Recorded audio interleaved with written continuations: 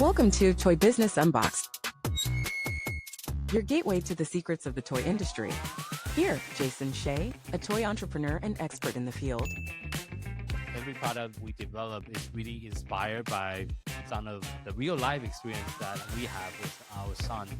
60% of all toys last year were sold on Amazon, which is incredible. Be passionate about it because it's a road, it's a journey. Like when you have an idea that you think is like gonna somewhat like change the world, make things better, I'd say go for it. We'll guide you through the enchanting world of toy design, marketing, and manufacturing. Now let the unboxing begin. Hi, welcome back to another episode of Toy Business Unboxed podcast. Today, we'll be diving deep into board game publishing with Jay, industry veteran who went from designing game himself to running his own publishing companies off-the-page games, with a focusing on adapting indie comic into board games. And he also has successfully launched multiple games over his career. And he also teaches game design at Vancouver Film School. So thank you so much for joining us on the podcast stage. My pleasure. Thanks for having me. Yeah. So can you first off, sharing with our listener, how do you get into the industry? I'm a very creative person. I've done a lot of theater in my background. And I think just creative people, they like something, they want to create that as well. And so the thing I liked was board games. And so me and my friend Sen, who I co-designed a lot of these games with behind me, we eventually just said, we could make a game. And so we started to try to actually make a game, because it was our first foray at it and we didn't have the experience or skill set. The game really sucked and it wasn't good at all. So we kind of stopped designing games as a friendship, and we just kept playing games. We didn't make any games. And it wasn't until I moved away from him across the country. I'm up in Canada, and where we decided we needed to stay in contact with each other some way.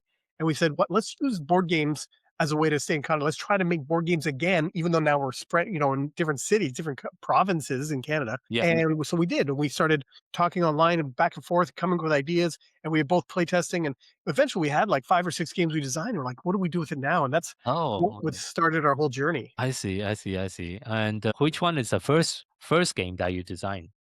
Belfort was the first one that got published. Okay. Yeah, the first one that got signed. So that was, and it ended up being a critical hit. Like people liked it when it first came out. I think it's actually coming out again next year from another publisher. I see. Okay, and I know your company have a very unique niche where you're focusing on working with indie comic books. Can you kind of tell a little bit more about that approach and why you choose that route? Yeah. So for about 15 years of my career was all as a freelance designer, designing for other publishers. And then in 2019, I started my own publishing company because the mind management game that I designed with Sen was signed to a publisher, but they actually went under, and we got the rights back to that game.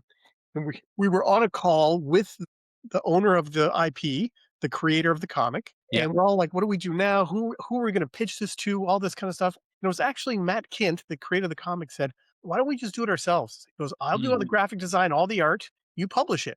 So I talked it over with Sen, and at the time I had the bandwidth to be able to do it. And Sen had still does have a full-time job. And I said, well, I'll do it. I'll be a publisher. And Sen's like, great, let's do it. So I started becoming a publisher. And at the time I'm like, okay, now who am I? What am I going to be as a publisher? And just because this was based on one of my favorite comics of all time, I decided, what if all my games I make are based off of cool indie comics? And I don't have an in or anything in the industry. I don't know anybody as Matt. And so that's what I said. That might have been my only game I ever published, maybe, but it ended up being a pretty big hit. And so it helped propel me. And then it was like, now I got to figure out what my next game is. I see. What was some of the biggest challenge that you're facing when you first launching your own publishing company? It's like everything is a challenge because it's a challenge, but a fun thing, because learning to me is the fun part. It was for the longest time when people ask, like, why don't you just become your own publisher? You'll make a lot more money. I'm like, I was always not interested. Love being a designer. Let the publisher worry about all that stuff. So I was worried that it was going to be all minutia businessy stuff and just boring, tedious stuff that would make my love for the hobby diminish. And fortunately, it hasn't. Fortunately, it's the opposite. It's like being an owner of a company, a publishing company of board games, is still full of ton of creative control and ideas. Like, you're not controlling the whole product, not just the game design, but the product starts from it being even before being on a shelf, like, marketing and all this stuff. It's just, there's a lot of creativity around creating the brand of your product And Yeah. that's part of the fun parts about running a business. So they're challenging as you learn all the legalities about how to legally get UPC codes. So you're not just downloading them off the internet for $10 or whatever. Like, there's a lot of like customs and all this duties and freight. All that's a challenge. My kind of internal motto has always been to emulate those who are doing well, like the Mhm. successful ones. And so I see other companies and other publishers in my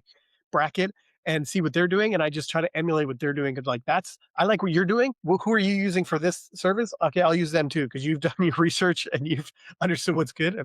I like what you're doing. I see. And I think that I talk to a lot of people in the toys and game industry, and one of the major decision they need to make as like an early designer or someone that's new to the industry is to either to go for self-publishing or go license the product to a bigger publisher. Yeah. From your perspective, can you kind of kind of share some of the pros and cons on both Yeah, the sure. decisions? Designing is a game, and then pitching it to a publisher, licensing it to them is an way easier way. Even though it's still like hard, it's way easier way to get your game out in the market. You have to go to conventions, or you have to maybe do virtual pitches, but you have to somehow connect with publishers. And Mhm. conventions are the best way because then you get to meet them in person, get some Yeah, FaceTime with them, and you can verbally explain your game so they don't misinterpret your game, maybe even play it if they have enough time. That's hard if you've got one game that you're trying to pitch. That's a really hard, the cost return is really hard. yeah. But every time I went to a convention, I had 5, 6, 7, or 8 games I was pitching. And Oh, so okay. I'd go up to a publisher and I'd go through them really quickly. And they say, these two look interesting. Tell me more about those two. I So see. really efficiently able to use my time. And then there's things called speed datings where you sit down with your game set up and then publishers come by every 5 minutes and they Oh, rotate. So okay. there's really interesting things there for Yeah, conventions. So that's all great. But in the end, you don't control the product. They're gonna develop it. Oftentimes, in my case, it's always been for the better. I only had, I think, one example where they developed it to a point where I didn't like what they did with it, but I most see. of the time it's good. Okay. But if they also want to change the theme, which I've never cared if they did or not, and I'm Mm. trying to think if they ever did change the theme. And I don't think any of my games they did change the theme, but they could. You pick Yeah. a game about ponies and I want to make it about flowers, whatever, they can change it if they want. And then the messaging and stuff like that. I know we had one issue in one game. It was an expansion for Belfort, and it had a lot of the characters were male. And so there was a Mm. bit of like, how come there aren't any female fantasy characters in this? And the publisher didn't know how to handle that right. And so they just kind of I backed see. away and shut down. And they're kind of, Oh. and it was like, if I was running it, I'd be like, this is great input, and I'll, like, engage with the audience who's asking for this stuff. So that's the downside of being a designer and not, you don't have control over the whole messaging that's going out. But Mhm. as a, self-publisher, it's a lot of people think so, like, oh, just put it on Kickstarter, make a game, put it on Kickstarter. It's easy. And it's like, that's not easy at all. It's not easy, yeah. Not easy at all. Like, just the Kickstarter alone, you could have 100 podcasts just about how to do the Kickstarter. But Mm. then you're running a business. Like what do you do with all the rest of your, like, if you just print exactly what you need for Kickstarter, there are publishers that do that. They're just Kickstarter publishers. They Mm. put a Kickstarter out, they make as many as they need, plus a few more they can maybe sell online. But that's it. Then they don't have to worry about overstock and all this kind of stuff. As long as you can hit your minimum order quantity, your MOQ, so that you're, whether it's 500 or 1,000, as long as you can hit that, then you're fine. But if you only sold like 342 games on Kickstarter and you got to do 500, so where are the other ones going? In your garage? Like, people don't think about that, especially if you want to get more to get that per unit price down. I want to get up to Yeah. 1,000 or 2,000 units so I can get my per unit price down. Okay, Yes. well, where are those units going? Now you got to pay for storage somewhere. Yeah. And how are you getting them out to people? How are people going to know about it after the Kickstarter? Kickstarter is a great marketing tool, Mhm. but now you have to get people to know your game exists and somehow give them a way to buy it. They're not just going to be flooding to your website to buy it. Are you going to Yeah. Amazon? How are you going to do that? Like, everything's, now it's a business you're running. So you got to figure, you have to have those chops. If you're not willing to have those chops, then I would recommend pitching your game to publishers and self-publishing. I see. Yeah. Thank you for sharing that. And I think you did both over your career. Yeah. So, like right now, do you still pitch some of your Yeah. design to publisher? I Oh, guess I'm big enough that I get commissioned. So some publishers ask me, "Hey, can you make this game?" So I'm rarely pitching a game, but it still happens where I still have an idea just out of the blue and I have to pitch it. So sometimes I'll use that for my own publishing company. yeah. But if I can't find a way to make it fit a comic book, or it Okay. doesn't fit my brand, then I'll try to pitch it to another publisher. Oh, okay. You kind of answer my follow-up questions. Like, how do you decide which one to pitch and which one to do the self-publishing route? Yeah. Well, there's like, it's got to fit. I got to find a comic book for it. So if Oh, okay. sometimes I have a game and I'm trying to find what comic. For example, I just had Bruno Faiduti pitch me a game, and it had some bluffing in it, and I'm like, oh, that's pretty cool. And I was trying to think of a comic, and I thought of a comic, and I'm trying to contact the comic creator right now. It's called the Uh, Department of Truth, and it's like okay. it would just fit perfectly with the theme of bluffing because it's all about truth Mm, and not truth and stuff like that. yeah. So now it's just about chasing down the IP owners. Okay, so I have a follow-up question since you mentioned that. So a lot of the game that you design, do you go after the comment first and based on the story to create the game, or the other way around to create the game first? Both. So I'll Oh, go through each one real quickly. For my management, he asked us for a game. Like okay. almost out of the blue, we're like, "Oh my god, we'd love to make a mind manager game," but it took us 5 years to find that game because we couldn't figure it out. We were like Hmm, we came at least 5 different, totally different versions, starting from scratch and totally different versions, I and see. none of them felt like it until we got to the mechanic where it was a hidden movement game that made us feel like we were really in a psychic espionage type of story. It was Okay. great. So then we got it. Then I'm like, okay, what's game number two? Once I got that published, I think game number two. I Mhm. had a game that was called Skirmishes, and I'm like, this feels like a fun game. I didn't know what comic to set it in, and I set up a meeting with Cullen Bunn and Tyler Crook, and they wrote Harrow County, and Oh, that's this one. okay. And Okay. so I pitched it to them, and they, through the success of my management, believed in me enough Yeah. to say, "Yeah, let's do it." And the game changed so much. So we had a game, but it changed so much. It was I very see. symmetrical before, and it turned into a very Okay. asymmetric game where everybody Oh, had different goals and how they played was different I because of see. how the comic was. And the Mm, third one was Core of Discovery, and that one was I had another game that was surviving on a deserted island. okay. And I'm like, that'll be a cool game, but I'm like, I don't know any comic about surviving a deserted island. So Yeah. we put it actually on social media. We're like, does anybody know any comics about surviving a deserted island or on a planet or exploring an island or a planet I or something? Somebody from Skybound Comics said Manifest Destiny. I hadn't read that one. So I read it and I'm like, oh, this is amazing. And immediately mm, I'm like, for sure this can work. This can work. And so we adapted the that to instead of surviving, it was more about exploring and in the story Manifest Destiny, you're also killing monsters. mm, And then for yeah. Grendel, it was the fact that the creator of Grendel, Matt Wagner, Grendel's our next game that's coming out this summer on Okay. Kickstarter. Yeah. He emailed and just out of the blue said, "Hey, can you make a game based on my comic?" And it was Mm, just from the success of the other games, he just saw value in what we were doing. I And see. so I was brainstorming with Sen, my often co-designer, and Yeah. said, maybe what would be a cool game would be a one versus many, which doesn't really exist, but that's kind of a neat idea. And he immediately was like, "Oh, I have a game like that." He Mm, goes, okay. "Alara and I designed a game. It was aliens versus predator versus marines, Okay. but the mechanics he thinks could work." And so he's Yeah. showing me the game, and I'm like, "Yeah, maybe this could work." And Mm. so we've been working on it for over 2 years, trying to Oh, get it to come out to really make it fit with the Grendel IP, and now it does. It's yeah. perfect. Yeah.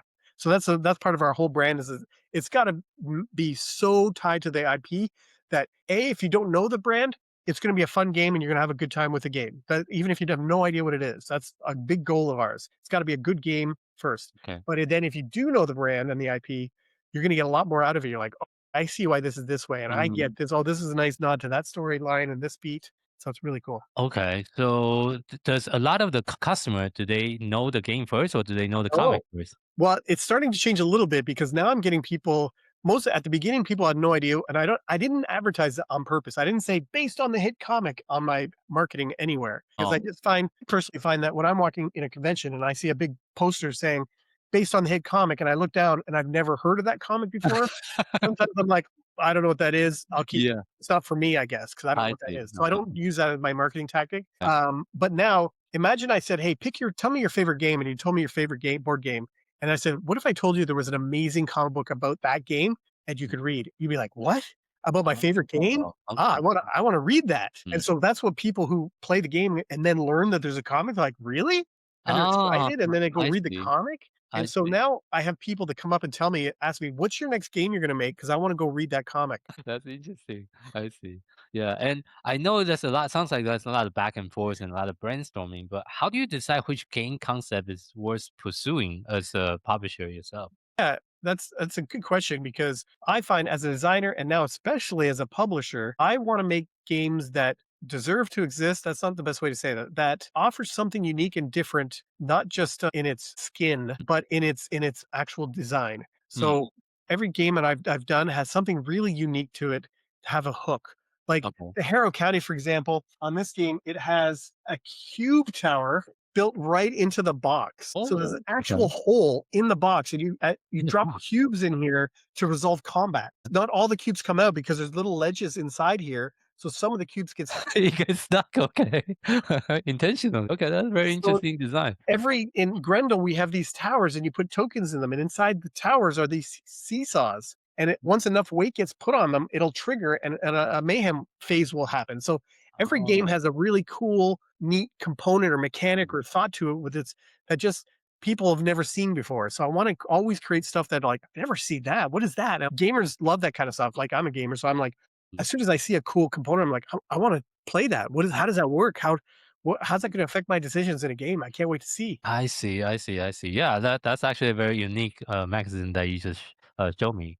So for the listener that's listening, you can also watch our video on YouTube I channel see. to see Yes. to see the mechanism. So out of all different games that you have launched, can you share some of the interesting or surprising story? Yeah, there's one time when we were making Core Discovery. Matthew Roberts is the illustrator for the comic. He did a cover for us, and we asked him for some more art for the board of this forest scene. And it was kind of funny because I kept asking him, and he was just so busy with some other comics he was doing, and he kept delaying, kept delaying. Eventually, I said, "Hey, it's not amazing like character work and stuff like that from the comic. It's just a forest scene. Can I outsource this and ask some other person who can kind of mock your style to make it look like it fits in the world? Can I ask somebody else?" He goes, "Yeah, totally fine, do it." And so I went on this a Discord channel that I was part of that had some comic creators in it. And I said, "Hey, anybody can mock Matthew Roberts style and do a bird's eye view of a forest?" And one guy named Owen Jenny replies, he goes, "Yeah, I could easily do that." He goes, "I was the inker for the comic Manifest Destiny." And I'm like, "Oh, well, that's great." So he's very familiar with Matthew Roberts style because he inked all of Matthew Roberts art.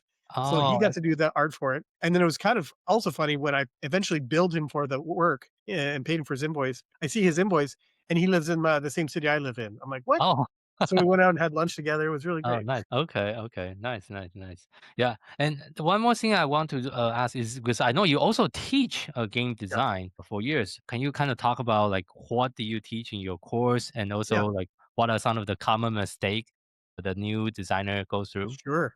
So I do teach at Vancouver Film School in person, but they teach game design for video game design as a Oh, program. But I teach board game design okay, as one of the first classes that they take to understand the iterative aspect of game design. And they make it, board games, and they really understand. They find a lot of value and that's where they learn about mechanics and decisions and uncertainty and all these tools they have as designers.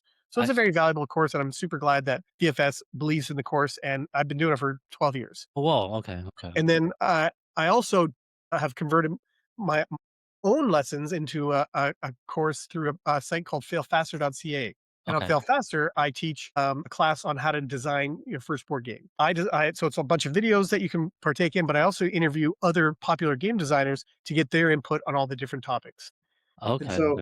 a lot of times, some early mistakes is just not understanding the value of how important meaningful decisions are. And that's the Mm, crux of how we create really fun games is through meaningful decisions. And so yeah, sometimes if a game is, move on these face down tiles and flip the tiles up, it's the entire game is exploring this dungeon or whatever, haunted castle, and you're moving and flipping tiles up. Eventually, you just feel like everything is full of guessing. You have no idea what's under any tile. While there is some mm, tension to be had about, oh, I wonder what's here. If the entire game is that, that's an example of a not a very meaningful decision because you just go to the closest tile. It doesn't everything is doesn't matter. So that's an example of like really not understanding the how important meaningful decisions are and how can we turn that experience into something meaningful. I see. Okay, okay. And what are some of the like the important component based on experience that all the games that in order for it to be successful that they should have? Meaningful decisions, absolutely. That's Okay, huge. It's the most important thing. okay, okay, okay, okay. I see, I see, I see. And also looking back, like what is one thing that you wish you have done differently in your journey as far as launching your publishing company? That's a good question. In one way, you might say, I wish I did it earlier Oh, because okay. now in one way, Yeah.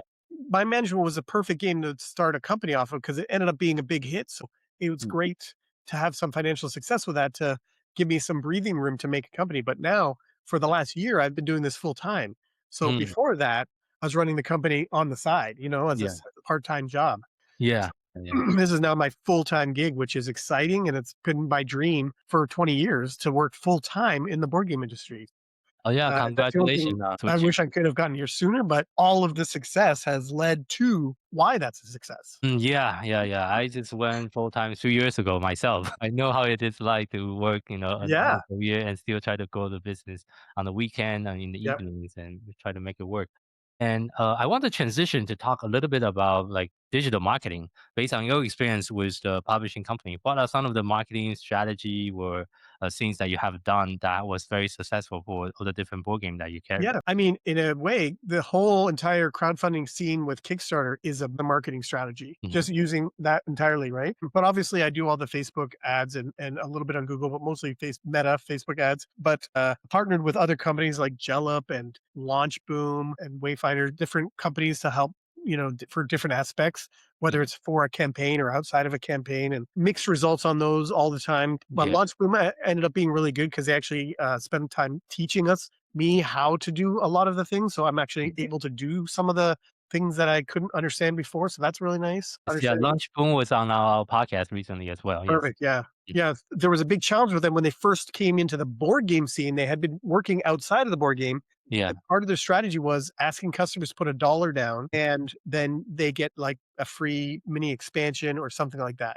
Yeah. And so I saw Botany was the first board game to do it and they made over $1 million. Like, Hmm. that sounds great. I'll join this thing too. Yeah. And then when I joined it, and then another publisher joined it, all of a sudden the content creators in board game world started putting posts out about how they called it predatory and they didn't like it. They was really up in arms against it, the entire dollar thing. I So with Launchboom, they didn't start in the board game industry, but when they first came to the board game industry, Botany was their first example that they did. This $1, put it down now and you get a free mini expansion or something like that. yeah. And it did $1 million or Mhm. more. And so I was like, wow, this looks great. So I joined up and a couple others joined up. But then some content creators came out and started doing these podcasts and videos and whatnot, not liking this whole dollar pre-pledge thing. And some Mhm. called it predatory, some called it anti-consumerisms. And they were it was very up in arms. They've got a lot of Oh. people very vocal. And I even got some Mm. very angry emails from my customers and Oh, backers wow. saying,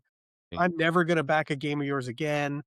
And they're just so against this dollar concept, which Mm. outside of board games is like normal and fine. It's like a Yeah, big deal. that's It's like a coupon or weird. whatever. But in board Yeah. games, they're just tired of okay, you're asking me to put $1 down for a game that I don't know anything about because the Kickstarter campaign's not even out yet. So I don't even know anything Yeah. about it yet. Yeah. I got to put $1 down and give you my credit card information. Then when the Kickstarter comes out, I got to give you my another pledge and give you my credit card information on this other platform. And then the pledge manager comes out and I got to pay for shipping and give you my credit card a third time.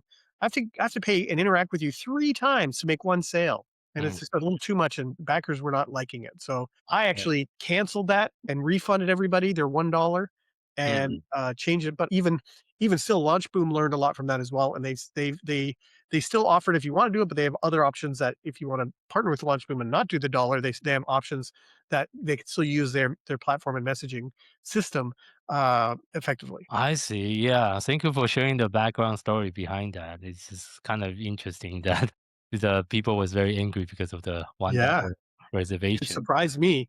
I realized in the hindsight that it's kind of like an early bird, right? Where if you hear about this ad saying, "Hey, get $1, you get this thing that might be available later for $5. You got it for $1." So it's Mhm. effectively an early bird. Yeah. In board game world, I actually don't like early bird as a Mm. marketing tactic. Find personally when I see a game has an early bird, but I missed it, I feel Yeah. bad. I'm like, Mm. oh, I could have got it for $5 cheaper. I missed it. I didn't know about it back then. I know about it now. So it I feels see. bad. It's great for the people that got it, and then everybody else, it feels bad. So I don't Mm. like early bird. So in hindsight, Okay. if I would have realized that that's just like an early bird thing, I might not have done it. I see. Yeah. But on the marketer perspective, actually the $1 campaign is brilliant because you have people that's more committed.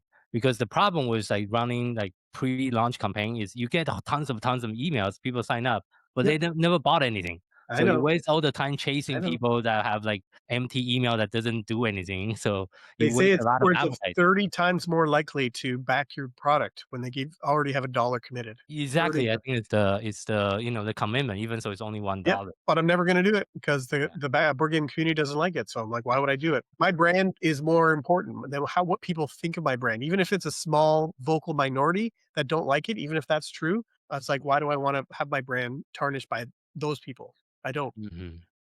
Yeah, that's a very interesting case study. Yeah, that we can. Thank you so much for sharing that as well. So I know. Sorry again for the technical difficulty we're having. I think the interview was actually really great so far. And what is some of the things that you're working on in 2025 and beyond? Yeah, well, the big one is Grendel, which is we're getting ready for the Kickstarter right now. We're just sent the files off to their manufacturer to get samples made so that we can send to content creators. Yeah. You were talking about marketing strategy. That's a big part of my marketing strategy is getting all the content creators as many. I want to hit as many as I can and get Okay. it out so they can preview it and talk about it and to their people and their channels and their audiences and get Okay. them so that because the big thing with Kickstarter is when you launch your Kickstarter, you don't want anybody saying, "I've never heard of that before. Where'd this game come from?" Yeah. Yeah. Yeah. You want people anticipating, goes, "Oh, I can't wait for Grendel. I saw this video on these guys did it." You want everyone to know about it. So Mhm. that's my big belief. And then I also believe in the content creators because then maybe a few months later or a year later, they do another video saying, "Here's the best board game covers ever." And maybe your game will be featured on that. Or here's the best scary games for Halloween. And maybe your game will so you're part of their consciousness and they've played your game. So now your game is part of their list of games they know about. And it Mhm. just might get free advertising in the future from other top 10 lists of things that they do or whatever. I see, I see, I see. And will you say your core audience is more on the mature side? What would be the Yeah. typical age group for your? Currently, all of our games are very adult, like Mind Manages, Psychic Espionage, Harrow County, Gothic Horror, Core of Oh, Discovery, Exploring America but full of monsters. And Grendel, he's the personification of aggression. I see, I see, Yeah. I see, I see. Got it. And besides the trade show, and you also mentioned about sending out like different copy to potential influencer. What other marketing like strategy that has been working well? Yeah, there's not besides content creators. I mean, and going to there's conventions that are consumer facing, but then there's Yeah. also business facing trade shows like Gamma Look, yes. just happened, or like distributors have trade show like ACD or Alliance or Uh-huh. Universal in Canada. They Yeah. have trade shows that just retailers attend. Yeah. Yeah. There's a lot of value in those because Okay. I just hired my second full time person here working at Off the Page Games, and they're going to be doing B2B sales. Oh, They just yeah. started last week. Looking forward to getting, more direct sales to retailers off the ground. Yeah, that's a whole different ball game. Yes. Definitely more a lot more legwork. Yeah, yeah. For sure. Thank you for so much for sharing that. So, as well, wrapping up today's interview, if you have to share just one piece of advice with someone that's just getting started in the tabletop gaming industry, what would that be? If you're a designer, then try to stick with the designing as much as possible and learn as much as you can from all the different avenues and be involved and engaged in your industry as possible. Whether that's being engaged on social media, whether that's going to in-person or virtual playtesting events and helping other people playtest, let alone getting your games playtested and getting really ingratiated into the industry as much as possible. Going to convention, maybe helping other publishers out at conventions at their booth. So you're in the industry as much as you can so you can learn and try to get your game published by other publishers so you learn as much as you can before you take the route of self-publishing if that's ever an interest you have. I see. I see. I see. Yeah, and I think networking is definitely very Yeah, important within it the is. industry. So, okay. And where is the best place for people to find you online? Yeah, it's offthepagegames.com and any social media is Off the Page Games. Okay, got it. We'll make sure we put that in the show note. And for our listeners, thank you so much for tuning in to today's episode, Toy Business Unboxed podcast. We hope you enjoy the conversation and find it insightful and inspiring. If you like what you have heard, be sure to subscribe to our podcast on your favorite platform so you never miss an episode. We really appreciate your support and love it. You can leave us a review and share the podcast with your friend and colleague. For more resource tips and the latest update in the toys and game industry, visit our website at Join the Conversation and connect with us on social media using hashtag Toy Business Unboxed. We'd love to hear your feedback and suggestions for future episodes. Until next time, keep innovating, keep creating, keep bringing joys to toys. This is Jason Shea signing off on the Toy Business Unboxed podcast. We'll see you in the next episode. Thank you so much, everyone. Bye-bye.